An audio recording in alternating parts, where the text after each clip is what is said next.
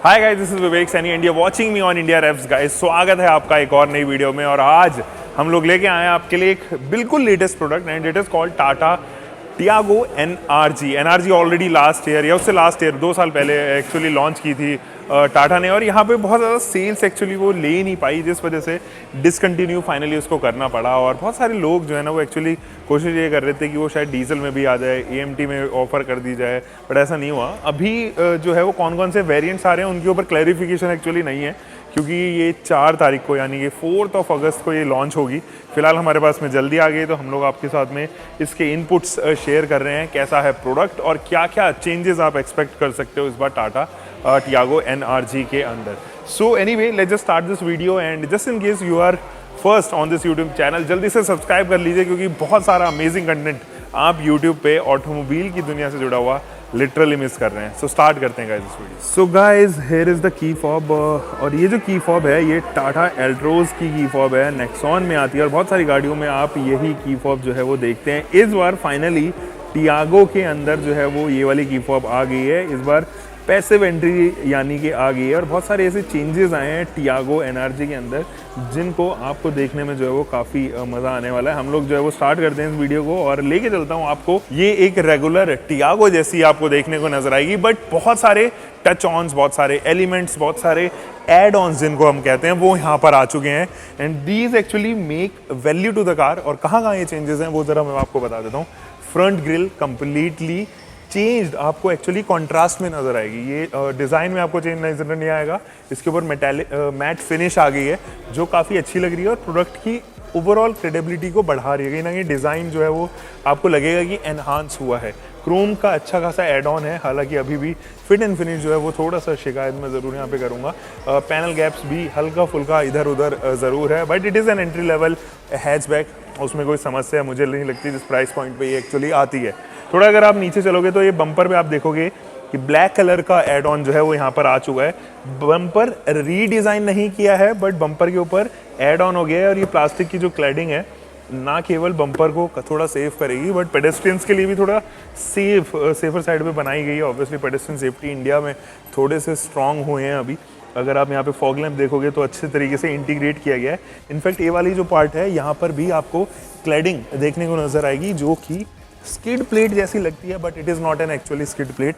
तो यहाँ पर भी प्लास्टिक की मुझे फीलिंग आ रही है कि यहाँ पर प्लास्टिक दी गई है। ओवरऑल अगर मैं और चीज़ों के बारे में बात करूँ, जैसे कि headlight unit, it remain same, कोई भी चेंज इसके अंदर नहीं एक्चुअली गाइस आया है।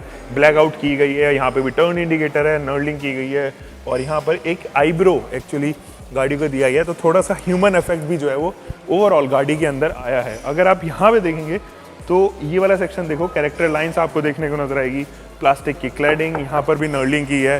तो डेब्रेस अगर आप किसी ऐसे एरिया में रह रहे हो जहाँ पे या फिर आपके गैराज में पत्ते बहुत ज़्यादा गिरते हैं तो यहाँ पर वो इकट्ठा हो जाएंगे। तो ये स्पेसिंग भी यहाँ पे दी गई है। तो ओवरऑल अगर फ्रंट डिज़ाइन की बात करें तो मुझे गाड़ी काफ़ी सही लग रही है। कोई भी शिकायत एक्चुअली मुझे डिज़ाइन को लेके तो एक्चुअल में नहीं है। हाँ, कुछ चीज़ें और चेंज हुई हैं, डायमेंशन में कोई चेंज नहीं है, तो वो चीज़ों के बारे में साइड प्रोफाइल से बात करते हैं। गाइस, साइड प्रोफाइल पे ज़रा लेके चलता हूँ, लेकिन साइड प्रोफाइल में कोई भी डायमेंशनल चेंज एक्चुअली ऐसा कुछ आया नहीं है। आपको ऐसा नहीं लगेगा कि कुछ डायमेंशन जो है वो या साइज़ वगैरह मेजरमेंट वगैरह चेंज हुआ है गाड़ी का। इट कम्प्लीटली रिमेन सेम, उसमें कोई भी फेरबदल नहीं है। हाँ, एक जगह ज़रूर आप परिवर्तन देखोगे और वो है इसकी ग्राउंड क्लियरेंस में। तो ग्राउंड क्लियरेंस कितनी है वो ज़रा बता देता हूँ।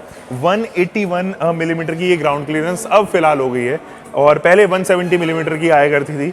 तो फिलहाल जो है वो बढ़ी है और इस वजह से इसका जो कंपटीशन है वो यहाँ पर मैं ज़रूर कहूँगा कि फोर्ड फ्री स्टाइल जैसे प्रोडक्ट्स आ जाते हैं। फोर्ड फ्री स्टाइल हालांकि इससे थोड़ा सा ज़्यादा पोटेंशियल प्रोडक्ट है, उसके अंदर हिल launch assist, hill descent control, traction control जैसे और फिगर्स आते हैं, रोल ओवर मिटिगेशन, जो कि इसमें एक्चुअल में मिसिंग है। एनीवे, और कौन मेजर कंपटीशन है? पहले इसका मेजर कंपटीशन हुआ था सिलेरियो एक्स, जो डिसकंटिन्यू कर दिया मारुति सुजुकी ने।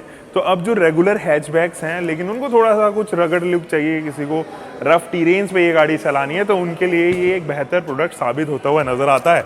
तो अब मैं यहाँ से लेके चलता हूँ गाइस। यहाँ अगर आप फेंडर पे देखोगे तो यहाँ पे प्लास्टिक की क्लैडिंग दी गई है। इनफैक्ट अगर आप यहाँ पे टायर पे देखोगे तो इनके स्टाइल में काफ़ी चेंज आया है। ये जो एलॉय व्हील स्टाइल्ड हैं ये, लेकिन एक्चुअल में एलॉय व्हील नहीं है। यहाँ पर भी आपको देखने को ऐसा नज़र आएगा कि एलॉय व्हील्स हैं, बट ना ये एक्चुअल में कवरिंग इसके ऊपर दी गई है। 5 स्पोक्स में अब आ गए हैं। पहले 4 स्पोक में टाटा टियागो एनआरजी आया करती थी, लेकिन अब जो है वो 5 स्पोक हो गई है। डुअल टोन या मशीन कट जैसी फिनिशिंग दी गई है, but this is not machined cut. तो यहाँ पर अगर आप देखोगे ventilated disc brake, McPherson strut, and ये जो प्लास्टिक की क्लैडिंग है ऑल अक्रॉस द बॉडी आपको देखने को नजर आएगी। ये पीछे तक जाती है और प्रोटेक्ट करती है पूरी बॉडी को, कवरिंग आप एक तरीके से इसको कह सकते हो। यहाँ पर भी अगर आप देखोगे तो ये ORVM है, एंड इसको जो है वो पियानो फिनिश के साथ में रखा गया है। टर्न इंडिकेटर आपको इधर आ गया है, और यहाँ पर जो है वो हैंडल बार अगर आप देखेंगे तो ये जो हैंडल बार है वो अब थोड़ा सा पियानो फिनिश के साथ में, पियानो एलिमेंट के साथ में ऐड ऑन हो गया है। अच्छी बात ये है कि इसके ऊपर रिक्वेस्ट बटन अब आ गया है, लेकिन that is limited to only driver side. उसके अलावा कोई भी जो है वो रिक्वेस्ट बटन साइड पे, पैसेंजर साइड जो है वो नहीं दिया गया है। अगर आप यहाँ पे देखोगे तो आपको रूफ रेल माउंटेड नजर आएगी, but these are not functional roof rails. Obviously at the end of the day आपको जो है वो प्रॉपर कैरियर यहाँ पर लगाना पड़ेगा। यहाँ पर भी आपको जो है वो सेंटर एंटीना देखने को नज़र आने वाला है, जो कि शार्क फिन एंटीना एक्चुअली में नहीं है। ये भी इलेक्ट्रिकल एडजस्ट है। कैसे, मैं बता देता हूँ। ये देखिए, जैसे ही मैं लॉक करूँगा तो इनमें मूवमेंट होगा, अनलॉक करूँगा तो ये खुल जाएगी। फॉलो मी लैंप्स भी इसके अंदर आ गए हैं, एंड बूट गेट भी आप यहीं से एक्सेस कर सकते हो। मज़े की बात ये है, जो बूट गेट है वो उसके अंदर अब रिक्वेस्ट बटन आ गया है। टाटा टियागो के अंदर नहीं आया करता था, तो यहाँ पर जो है वो रिक्वेस्ट बटन दिया गया है। तो जैसे आप बटन दबाओगे और पैसिव कीलेस एंट्री अगर आपके पास में है तो ये बूट खुल जाएगा। हालांकि आप इस बूट को जो है वो इस बटन के माध्यम से भी एक्सेस कर सकते हैं। कैसे, अनलॉक किया और यहाँ से अगेन मुझे लगता है ये दबाना पड़ेगा। ठीक है जी। अब साइड प्रोफाइल के बाद में जब रियर प्रोफाइल में हम लोग आते हैं तो वहाँ पर क्या क्या चेंजेस देखने को नजर आएगा। It completely remain same. ये एड ऑन जो है वो आ गया है, टियागो NRG करके यहाँ पर बैजिंग आ गई है। टियागो की रेगुलर बैजिंग है, NRG की वही पुराने वाली बैजिंग है। ये एलिमेंट यहाँ पर जो है वो प्लास्टिक का आ गया है। रिक्वेस्ट बटन आ गया है, कैमरा जो है वो यहाँ पर एड ऑन हुआ है, और यहाँ पे जो है वो सिल्वर फिनिशिंग के साथ में आपको ब्लैकआउट होता हुआ ये देखने को नजर आएगा। जो पीछे के सेंसर्स हैं वो 2 ही हैं। Parking sensors are limited to 2 space only.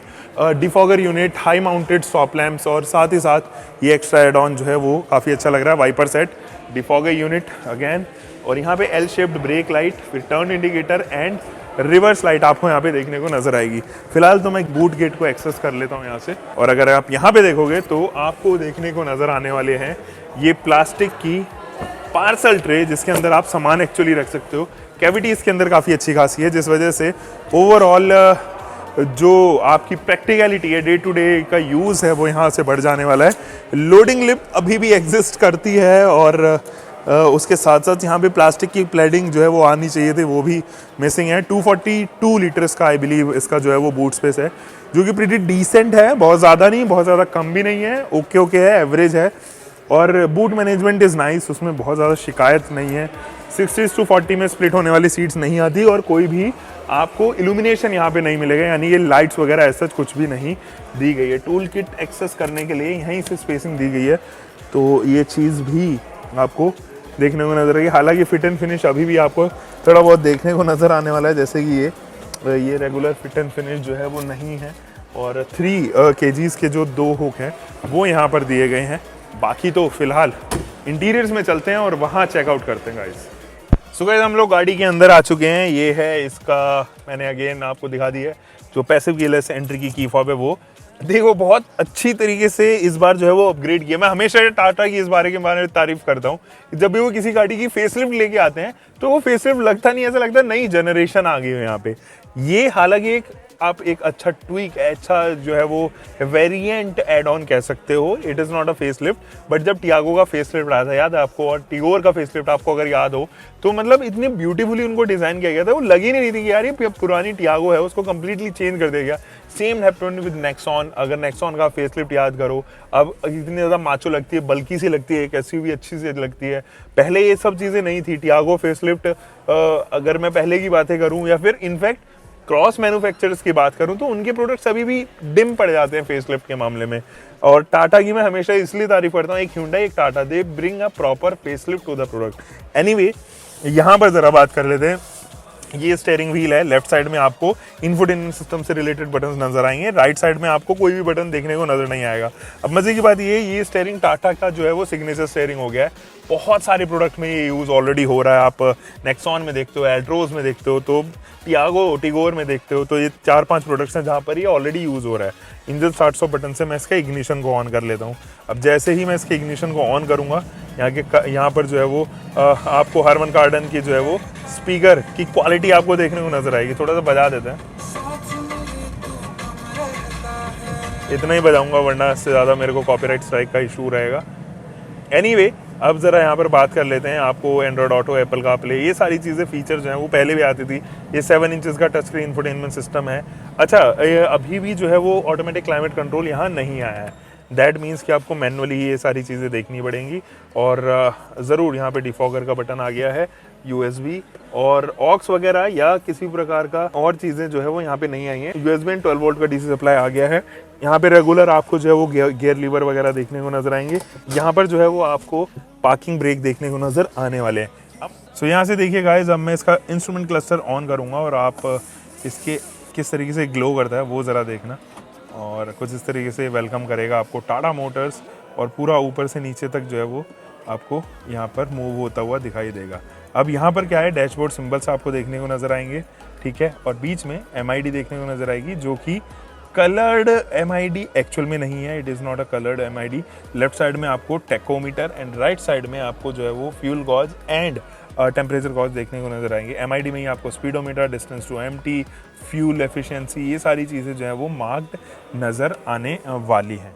ये जो इन्फोटेनमेंट सिस्टम है वो 7 इंचेस का इन्फोटेनमेंट सिस्टम है और बहुत सारे इसके अंदर फीचर्स आपको देखने को नजर आएंगे। Android Auto, Apple car play, radio, USB phone, Bluetooth connectivity. Overall Harman Kardon का जो म्यूजिक सिस्टम है काफ़ी अच्छा है, एडवांस है। Touch response is quite nice, at least I found this more efficient than what Maruti Suzuki is offering in WagonR and Santro. इन दोनों से ज़्यादा बेहतर मुझे लगा। नीचे आपको जो है ना एर्गोनॉमिक्स के बटन दिए गए हैं। एर्गोनॉमिक्स एक्चुअली बहुत पास चीज़ें बेस्ड हैं, तो मुझे बटन दबाने में कोई भी मशक्कत नहीं आती। बूट ओपन का तीसरा बटन है, यहाँ पर देखोगे लॉक एंड अनलॉक का बटन इधर, और ये हॉन्क करेगा जब भी आप लॉक अनलॉक करोगे। डिफॉगर एंड फॉग लैम्प वगैरह के बटन से इधर देखने को नजर आएंगे। नीचे मैंने आपको बता ही दिया था। बाकी जो बचता है वो बचता है यहाँ पर ग्लव बॉक्स। तो ये जो ग्लव बॉक्स है काफ़ी बड़ा सा ग्लव बॉक्स है जिस हिसाब की ये गाड़ी है। ये देखिए कुछ इस तरीके का ग्लव बॉक्स आपको देखने को नजर आएगा। तो यहाँ पर जब भी प्रैक्टिकलिटी की बात होती है तो टाटा से मैं हमेशा खुश रहता हूँ। नेक्सॉन होगी, हैरियर होगी, सफारी, इनफैक्ट टियागो टिगोर, सब में इतनी ज़्यादा प्रैक्टिकलिटी से या दिमाग लगा के डिज़ाइन की हुई चीज़ें हैं। आपको नज़र आएगा कि हाँ, इंजीनियर सच में दिमाग लगा कर जो है ना वो अंदर चीज़ें बनाई ताकि इंसान जो है परेशान ना हो अपना सामान रखते हुए। भाई 2-4 चीज़ें अगर एक्स्ट्रा भी लेके चलनी पड़ रही हो तो कोई समस्या एक्चुअली होने वाली यहाँ पर नहीं है। यहाँ अगर आप देखोगे तो यहाँ पे आपको कार्ड देखने को नज़र आएगा, कार्ड होल्डर। इधर भी आपको जो है वो स्लिप्स वगैरह जो है वो होल्ड करने के लिए जगह दी गई है। हालांकि IRVM जो है वो रेगुलर IRVM है। माइक ऊपर दिया गया है। इस तरफ भी अगर आप देखोगे तो यहाँ पर एक मिरर जो है वो प्लेस किया गया है। जो अंदर की रीडिंग लैंप्स हैं वो हालांकि शेयरेबल ज़रूर है। इस तरफ कोई भी जो है वो आपको बार, हैंडल बार जिसको कहते हैं, वो नहीं आएगा, उस तरफ ज़रूर है। पीछे चलते हैं, अभी पीछे की चीज़ें देखते हैं और बताता हूँ आपको कि फैब्रिक कैसा है, अंदर का सपोर्ट सिस्टम कैसा है, अंदर के प्रैक्टिकलिटी कैसी है, या फिर फिट एंड फिनिश, ये सारी चीज़ों के बारे में बात करने वाले हैं रियर रो में बैठ। सो गाइज, अब ज़रा इंटीरियर्स में चलते हैं गाड़ी के और चेक करते हैं कि यहाँ क्या क्या चेंजेस हैं। देखो ये जो कुशन है गाड़ी का बहुत ज़्यादा है, मतलब ये मुझे पता नहीं क्यों ऐसा लग रहा है कि रेगुलर टियागो से ज़्यादा कुशन इसके अंदर दे दिया गया है, या तो शायद ये प्लास्टिक लगी हुई इस वजह से मेरे पैर जो है वो ज़्यादा इधर उधर हो रहे हैं। बट हाँ, जो भी अब टियागो या टिगोर या फिर इसको लेने वाला है तो काफ़ी मतलब मुझे ऐसा लग रहा है रिलैक्सिंग सा महसूस हो रहा है। यहाँ पे हेडरूम जो है वो काफ़ी एडिक्वेट है, 4 फिंगर्स मेरी अभी भी आ जाती हैं, और ग्रैब हैंडल आपको इधर। नी रूम जो है वो एडिक्वेट है, उसमें भी कोई समस्या नहीं है। हाँ, फ्लोर हम ज़रूर जो है वो काफ़ी बड़ा सा है, जिस वजह से हो सकता है शिकायत हो जो बीच में पर्सन बैठे, लेकिन जो शोल्डर रूम है वो 4 लोगों के हिसाब से तो, या 2 लोगों के हिसाब से तो काफ़ी ठीक है। एडजस्टेबल हेडरेस्ट यार ज़रूर इस गाड़ी के अंदर आने चाहिए थे। अभी भी जो है वो टाटा न जाने क्यों इसके हेडरेस्ट जो है वो फिक्स्ड रखता है, समझ में नहीं आता। पीछे कोई भी एसी वेंट्स नहीं है। यहाँ पर ज़रूर आपको एक प्रैक्टिकलिटी से रिलेटेड स्पेस मिल जाती है ताकि आप अपनी चीज़ें वहाँ पर रख सकें। ओवरऑल अगर मैं यहाँ पे बात करूँ अंडर थाई सपोर्ट की, रिक्लाइन एंगल की, तो कोई समस्या नहीं है। और ठीक है, एक एंट्री लेवल हैचबैक के हिसाब से मुझे लगता है ये काफ़ी पोटेंशियल प्रोडक्ट एक्चुअली में गाइस है। गाइस अब मैं ज़रा चेकआउट करवाता हूँ इसका इंजन बे, और वो कैसा डिज़ाइन किया गया वो मैं ज़रा बता देता हूँ। यहाँ से आपको जो है वो इसका इंजन बे एक्सेस करना पड़ेगा, और जैसे ही आप यहाँ पे जाएंगे तो एक लीवर है जिसको आपको पुल करना पड़ेगा। वो पुल करते ही ये गाड़ी जो है वो अपने इंजन को एक्सेस करवाने में आपकी यहाँ पे मदद करने वाली है। अब यहाँ पर अगर आप देखोगे तो इंजन में आपको क्या क्या चीज़ें नजर आने वाली है। It is a 3 cylinder engine, and ये 1.2 लीटर का जो 3 सिलेंडर इंजन है वो तकरीबन 86 PS की पावर प्रोड्यूस करता है, 113-14 न्यूटन मीटर के आसपास का टॉर्क। गाइस पुल इस गाड़ी का काफ़ी अच्छा है, और पावर टू वेट रेशियो जो है वो काफ़ी अच्छा आ जाता है, जिस वजह से अमेजिंग पुल आपको मिलता है। बट कहाँ पर इशू है इस इंजन के अंदर, वो है रिफाइनमेंट की। और रिफाइनमेंट की शायद इस वजह से भी कि ये 3 सिलेंडर इंजन है, या फिर टाटा के अक्सर आप जो है वो ट्यून इंजन जो देखते हो वो ज़्यादातर डीजल ही होते हैं, और वो काफ़ी अच्छे पंची डीजल इंजन होते हैं। ये भी पंची इंजन तो इसको नहीं कह सकते, but yes it is a very decent engine. तो उस हिसाब से जिस वैल्यू में ये आता है उस हिसाब से आपके जितने भी काम है वो सफ़र नहीं होने देता। बस रिफाइनमेंट का एक मेजर इशू है जो उसके साथ में एंड एल्ट्रॉस के साथ में अभी भी जुड़ा हुआ है गाइस। अगर आपको इस गाड़ी की टेस्ट ड्राइव रिपोर्ट जाननी है तो मैं यहाँ पर टाटा टियागो के साथ में जो मैंने रिव्यू बनाया था उसकी रिपोर्ट्स यहाँ पे सबमिट कर रहा हूँ, क्योंकि मैकेनिकल कुछ भी चेंजेस नहीं है, ना सस्पेंशन का चेंज, ना स्टीयरिंग कॉलम का चेंज, ना इंजन का चेंज, ना गियर लीवर, ट्रांसमिशन, कुछ चेंज नहीं है। तो वो आगे जो है वो आप जो वीडियो देखने वाले हो वो ड्राइव से रिलेटेड वीडियो होने वाली है, तो आप एंजॉय कीजिए ड्राइव को। तब तक मैं जो है वो और चीज़ें इसके बारे में जानने की कोशिश करता हूँ। देखो ये जो आइडल करती है वो तकरीबन 1000 RPM पे आइडल कर रही है, एंड इसको रेड लाइन करते हैं पहले शुरुआत में तो।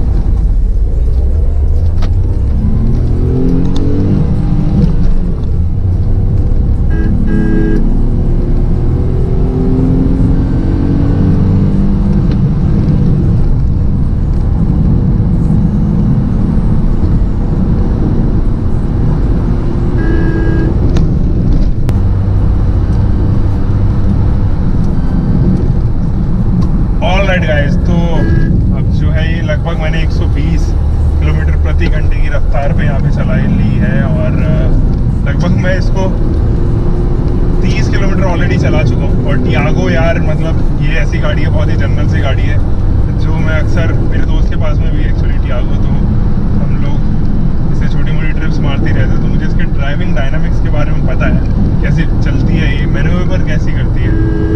तो अब थोड़ा सा रेड जोन तो हम लोगों ने नाप लिया है, अब आराम से इस गाड़ी को चला के इसके एक्सप्रेशंस आपको देता हूँ। यस, एसी कर लेते हैं यहाँ से ऑन। बाय द वे इसका एसी काफ़ी चिल है, काफ़ी का मतलब काफ़ी, तो आपको एसी कोई कूलिंग से कभी प्रॉब्लम नहीं आएगी कि एसी कूलिंग जो है वो आपको प्रॉब्लम क्रिएट कर रहा है कुछ ऐसा। सो गाइज ये 1.2 लीटर का जो इंजन है वो तकरीबन 2500-3000 RPM के बाद में थोड़ा सा वोकल होना स्टार्ट हो जाता है, और जैसे ही आप 4000 RPM क्रॉस करोगे तो अंदर तक NVHS या फिर नॉइजेस जो है वो काफ़ी आने लग जाती है। Clutch, brake and accelerator pedal में डिस्टेंसेस काफ़ी है, कभी भी सिटी या हाईवे राइड में आपको कंफ्यूजन पैदा नहीं करने देंगे। बट यस, इसके क्लच पे जो है हाइयर RPMs पे थोड़ा सा आपको लगेगा कि वाइब्रेशंस है। अगर आप चला रहे हो उसको तकरीबन 4500 RPM पे, 5,500 RPM पे, तब क्योंकि इसका जो क्लच प्ले है ना वो काफ़ी डीप है, जिसकी वजह से क्लच हैंग करता है, और उसकी वजह से हैंग मतलब लटकता है, जिसकी वजह से वाइब्रेशंस इंक्रीज हो जाती है। तो ये चीज़ मुझे यहाँ पर लगा कि हल्की सी वाइब्रेशन आपको नजर आएंगी जब आप हार्ड ड्राइव कर रहे होंगे, बाकी कभी भी आपको फील भी नहीं होगी कि इसके अंदर कुछ ऐसी वाइब्रेशंस है भी कि नहीं। हार्शनेस ज़रूर मैं कह सकता हूँ, NVH में केवल हार्शनेस ज़रूर में एक ऐसी चीज़ है जो इस गाड़ी के अंदर है, बाकी ना तो नॉइज ऐसा कुछ खास है, ना वाइब्रेशन कुछ ऐसी खास है। गियर पर जो गियर थ्रोज है या गियर प्ले जो है वो भी काफ़ी शॉर्ट है, तो मज़ा आता है गाड़ी को चलाने में। और यहाँ पर तो कुछ इस तरीके के गियर लीवर आपको क्यूट सा छोटा सा गियर लीवर दिया गया है, प्ले भी उनका अच्छा सॉफ्ट है, काफ़ी सॉफ्ट गियर शिफ्ट इसके इजीली हो जाते हैं। स्टीयरिंग के बारे में ज़रा बात कर लेते हैं। स्टीयरिंग काफ़ी अच्छा है, काफ़ी अच्छा है। वेट इसमें दिया गया है, वेट गेन कर लेता है जब आप हाई स्पीड पर चलते हो, तो अच्छा आपको स्टीयरिंग फीडबैक भी यहाँ पर मिलता है सिटी एंड हाईवे दोनों पर ही। ब्रेकिंग एफिशिएंसी सुपर्ब, उसमें कोई भी समस्या नहीं है। ABS विधि ये आती है एज स्टैंडर्ड, तो वहाँ पर कोई समस्या नहीं है। 4 स्टार सेफ्टी रेटिंग्स के साथ में गाइस ये गाड़ी आती है, जिसका मतलब ये है सुपर्ब क्वालिटी मटेरियल यूज़ किया गया है। बिल्ड क्वालिटी काफ़ी शानदार है। फिट एंड फिनिशेस ठीक है, वो बहुत अच्छी नहीं है। प्लास्टिक क्वालिटी इज़ डिसेंट, वो भी मतलब दी बेस्ट नहीं कह सकता मैं, मतलब fit and finish and plastic quality ये दोनों ही दी बेस्ट इस सेगमेंट में नहीं है। इसके अलावा अगर मैं बात करूँ इंजन की, थोड़ी सी बात कर लेता हूँ। देखो ये जो इंजन है वो एडिक्वेटली पावर्ड है, मतलब ऐसा नहीं है कि पावर लैग आपको लगेगा। पावर लैग की समस्या इसमें नहीं है, क्योंकि एक मिड लेवल हैचबैक है, उस हिसाब से इसका इंजन जो है वो ठीक है। लेकिन ये जो 3 सिलेंडर का इंजन है वो प्रॉपरली बैलेंस नहीं है, यानी कि हार्शनेस अंदर तक आती है। और एक चीज़ और, ये जो इंजन है वो आपको तकरीबन 130-140 किलोमीटर प्रति घंटे की रफ्तार पर जब आप चल रहे हो तब तक काफ़ी अच्छी पावर डिलीवरी देगा। उसके बाद जो है वो साइलेंट होने लग जाता है, फिर आपको थोड़ा अंडर पावर लगेगा उस RPM रेंज पे। इनिशियल में नहीं, यानी कि इसका मिड एंड बॉटम एंड ये मिड एंड इनिशियल एंड ये दोनों ही काफ़ी अच्छे हैं। लेकिन जब बॉटम एंड या फिर टॉप एंड की बात होती है तब ये थोड़ा सा वीकर, हल्का सा वीकर साइड पर है कंपैरेटिवली। अगर इसको कंपेयर किया जाए एक 1.2 लीटर के मारुति सुजुकी के इंजन से या फिर एक 1.2 लीटर के ह्यूंडई के इंजन से, अगर आप 1.0 लीटर के पेट्रोल इंजन से अगर इसको कंपेयर कर रहे हो तो फिर तो ऑब्वियसली ये फार बेटर है। उन दोनों ही वैगनार एंड सेंट्रो, जिससे हम लोग इसको कंपेयर कर रहे थे, उन दोनों ही इंजन से फार बेटर है। सो इतना मैंने बता दिया। इसके अलावा और व्यू जो है वो काफ़ी अच्छा है, मतलब व्यू में कोई ऐसा समस्या नहीं है। A पिलर दिया गया है, राइट साइड लेफ्ट साइड दोनों तरफ का व्यू आपको काफ़ी कमाल का मिलता है। पीछे का व्यू भी इज़ नॉर्मल, मतलब मैं ऐसा कुछ शिकायत उसमें नहीं कर सकता, ठीक है। पीछे का व्यू भी कोई समस्या सच नहीं है। एंड और किस चीज़ के बारे में बात कर लेते हैं, क्लिप यहाँ पर देखी है ताकि अपनी जो है वो रिसिप्ट्स वगैरह आप यहाँ रख सको, कार्ड वगैरह कुछ रख सको, पेपर्स वगैरह कुछ यहाँ पर रख सको, तो वहाँ पर भी कोई प्रॉब्लम नहीं है। काफ़ी प्रैक्टिकल सा केबिन है, एर्गोनॉमिक्स काफ़ी अच्छे से डिज़ाइंड है। इनफैक्ट जो इसका इंस्ट्रूमेंट क्लस्टर है वो भी डिजिटल है, चाहे वो स्पीडोमीटर हो, चाहे वो टेकोमीटर हो, MID हो, वो कम्प्लीटली डिजिटल है। बाकी तो बस बाकी सब चीज़ें इसमें नॉर्मल ही है, कोई ऐसी चीज़ नहीं है कि आउट ऑफ द बॉक्स हो। लेकिन हाँ ठीक है, इसकी ड्राइव मुझे काफ़ी पसंद आई।